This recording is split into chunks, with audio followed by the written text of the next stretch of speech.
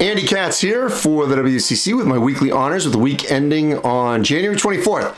Let's start with my team of the week, the St. Mary's Gales. Shockingly, they started 0-3 in the WCC, but they picked up 2 wins, both on the road, at LMU and at USF, as Randy Bennett gets his 350th win at St. Mary's. At 11-5 overall, 2-3 in the WCC. They're not out of it yet. The schedule's kind of favorable over the next month, so let's see what happens with St. Mary's. My player of the week, Kessler Edwards from Pepperdine, cracked the 1,000-point total and had 37 points in a win over Pacific. That is the single game high for any player in the WCC this season.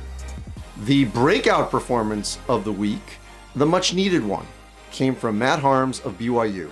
This is what Mark Pope was hoping he was going to get from the Purdue big man.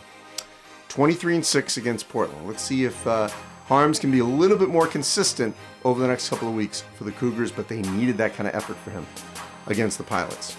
My Gonzaga note of the week, if you will, let's talk about their defense. Obviously, offensively, they get all the recognition that they should get, but defensively, they held Pacific to 49 points, 12% on threes, 20, in the 20s from the field.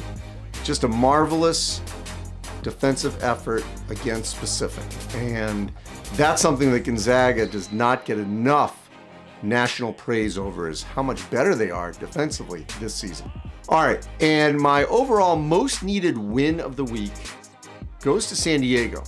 This Torero team has had probably the worst luck of any WCC team. They've had multiple pauses this season. They've had no rhythm, whether it's practices or games, and they end up beating Portland, their first win of the WCC.